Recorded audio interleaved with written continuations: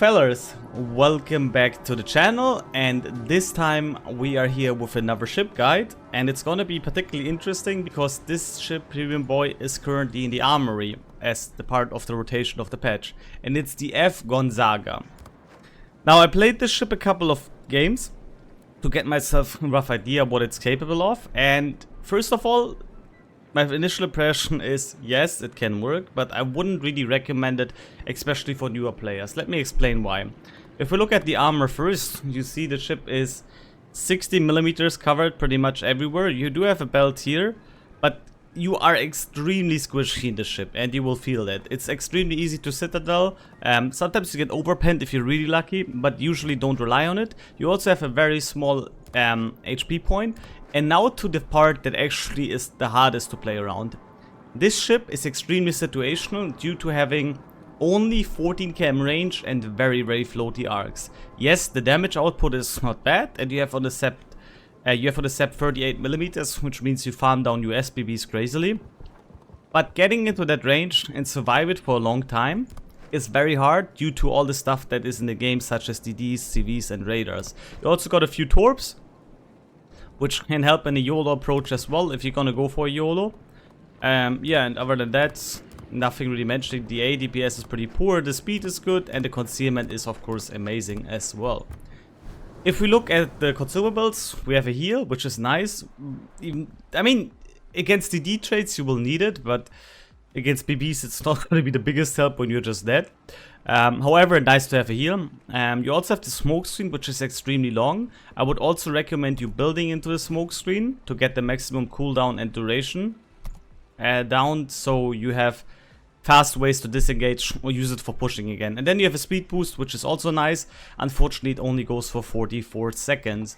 For the build standardized, you could alternatively drop for the smoke curtain consumable, which we're actually gonna do. No, actually we don't. Not everybody has it. But you could run it to get even more smoke power out of it. Currently we're running the aiming mod because that's usually what you will have. However, you can play around again. Using this, you're having, instead of 48 seconds of smoke screens, you will have another 10. You will have nearly a minute, which is nice. But 48 is already good enough, so you don't necessarily need it. Because by the situations you want to pull off the smoke, you're already close enough anyway. But without further ado, let's get started. Do I recommend this boat? I'm saying right now already, it wouldn't be nowhere near my first choice. It's very unique in a way that you can play it quite aggressive with the smoke screen, but at the same time it has so many downsides, lackluster range, and especially in the matches I had the last couple of days with it, or weeks, because we played it like a few weeks, 2-3 weeks ago. As soon as the people run away, it's one of the most frustrating experiences ever, because you do lack the range, you have super bad arcs, and you're just running after the damage, and that's not what I expect from a cruiser. Plus, again, you are extremely squishy, so you really never ever want to be really spotted in this boat, unless you wish to be very fast in port again. So, let's see, we're gonna bring this boy into the battle now. Hopefully we get a CV. I mean, I would usually never say that, but we want to be realistic here, and you will face a lot of CVs. Yeah, let's see how the matchmaking goes. What do we have here? No CV, okay, alright. Tier 9s and 8s, clear enough still. But for that department we got an F-ton of BBs, which is also extremely dangerous. What I don't like about the ship is also, once you fight more armored BBs, here's my build by the way, if you want to see it again. Once you fight more armored BBs, such as Bismarck or Los Andes and so on, and you can't really damage anything besides the superstructure, the damage output can also go quite down. On top of that, the Italian's HE is very poor when it comes to alpha and also to smoke firing chance. Not smoke firing chance, fire chance. Good. Okay, the Hipper is gonna go to the left side. We're gonna go to A-cap then. We usually want to play around flanks if we can. And as I said already, the captain build from Wargaming recommends you taking turret traverse, but as you can see, the turret traverse is more than good enough. You don't really need it, especially since this boat also has 360mm guns. 360 degrees guns. 360mm guns would be kind of insane. It's only 135s. But you have 360 turret rotation, which is very nice. Good. Alright, we're gonna follow the Kitakaze now and the Cross of Dawn. Where the music at, boy?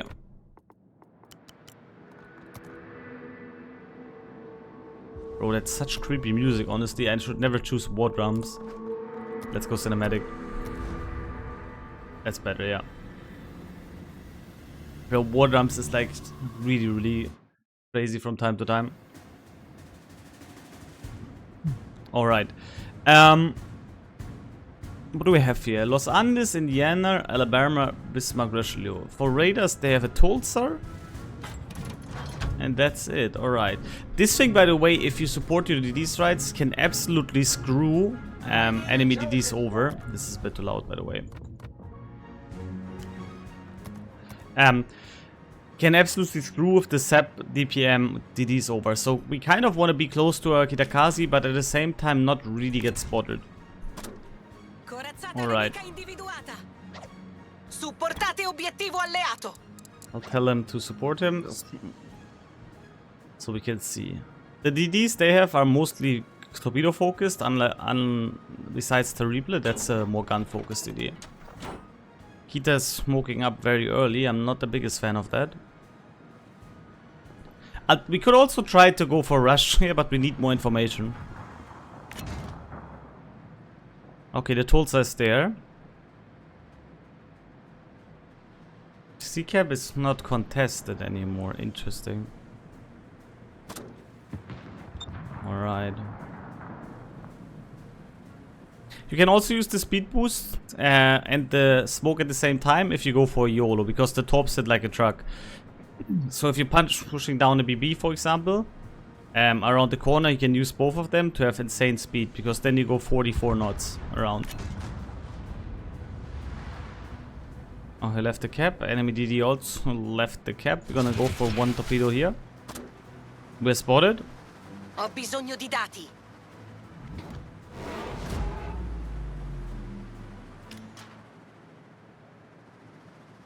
Generatore di fumo avviato. Sovralimentazione attivata. There's the shots already me. Again, very, very squishy boat, so you need to be very, very careful about every move you do. Bismarck is behind the mountain. We could potentially push the enemy DD here now. Or the Straswald. Siluri di fronte a noi. Or we can go for the Tulsa as well. Siluri a dritta. Yeah, the Tulsa is completely overextending at the moment. What's nice is that you only have a 5 camp smoke firing penalty, which is extremely low for a cruiser. Alright, we're gonna cap and turn away here. They're playing it extremely... Oh, they're pushing fully in the middle through. Got a nice couple of hits on the Tulsa. Keep in mind also, by the way, that you don't have any AP. So, for example, with broadside like these, we are forced to go fully with SAP. Which is still gonna do a lot of damage, as you can see. But I'm just letting you know, we're relying on one ammo completely, and now we need to run. The Bismarck is pushing fully through. Vasandis is also focusing on me. That Kita is not really the best player. He played it way too passive for such a strong DD, to be honest. Should be going dark. No, okay, we're not dark. The DD is in front of the Bismarck. Los Andes is also going for the cross shot. Oh, we got kind of lucky here. Allarme incendio. Problema risolto, signore. The DD is in C-Cap.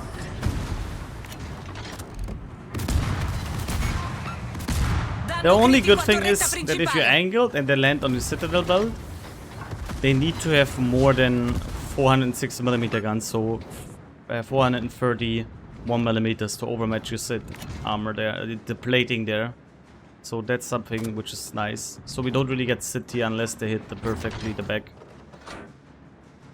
Man, the DDs are just pushing us away. The Kitakaze is playing it way too passive here.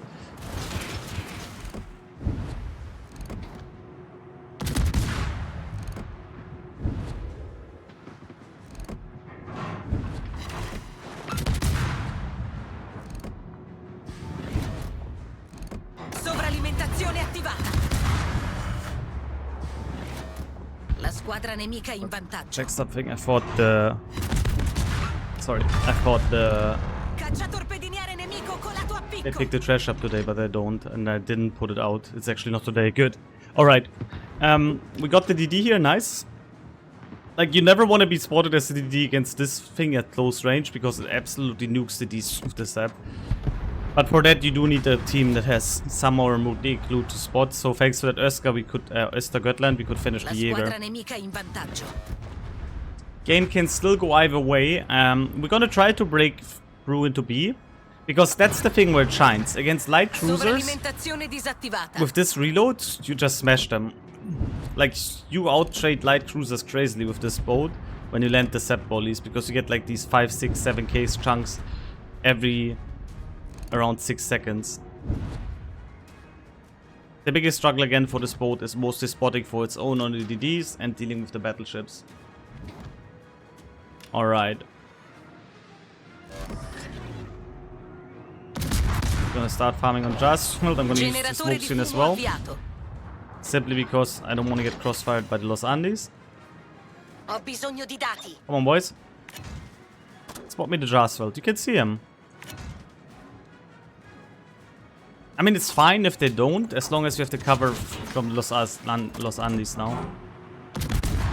Nice. Now we get the free farming time. Thanks for the smoke screen being so long, we actually get a lot of time on the farming. And now this bro is gonna suffer here. Look at the damage output. This is where this really excels. So it's kind of a meme ship that has a lot of potential in the right moments, but it just struggles in the general map layout, and we also got fairly lucky that we didn't have to deal with a CV, which could perma-grief our whole idea of playing it rather aggressive. Gonna cap B now. We're gonna launch some torpedoes towards these battleships. In all honesty, I don't see us winning this game. I don't. We have 4 battleships, we have 1 BB. They have such a ridiculous amount of HP here and firepower that it would be a miracle right now for me without a smoke screen to deal any remote damage.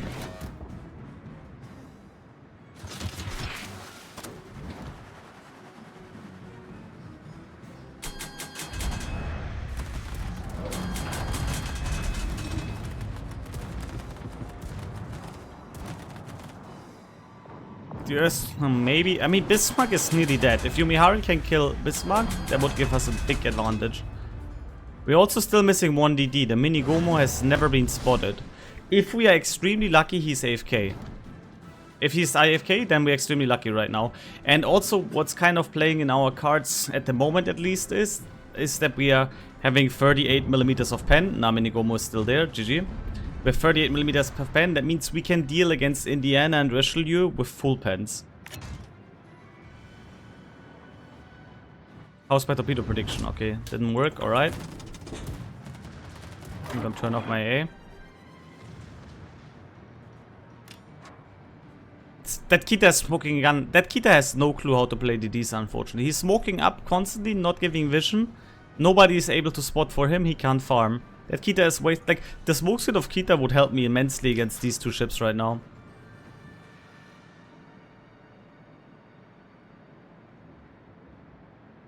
Sovralimentazione attivata.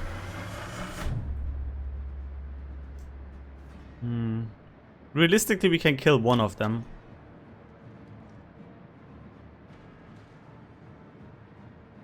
We could also go for a YOLO here.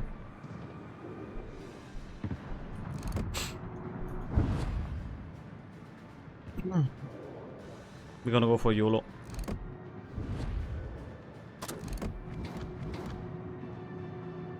Generatore di fumo avviato.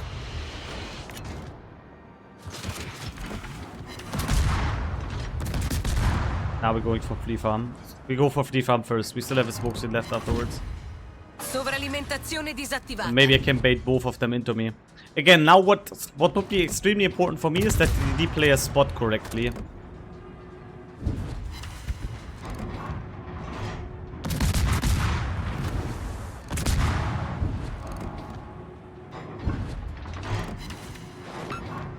I'm gonna focus down the rest of you now. He's the target that we need to fight.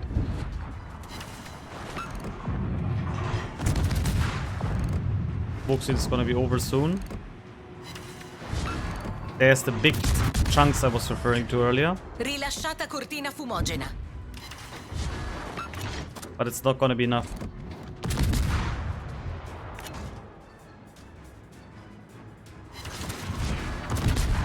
Come on, take the baits. Turn in, turn in. Okay, he's taking the bait, that's good. Him shooting HE is actually really bad for me.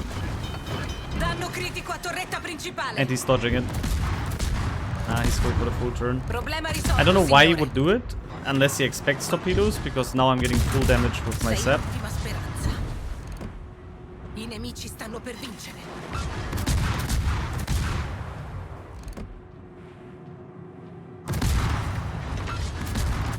Yeah, it's against 4 people now. I think this is fairly over, guys. Danno critico a torretta I don't see a solo principale. warrior here. But you do see the damage output, that can be quite nice now.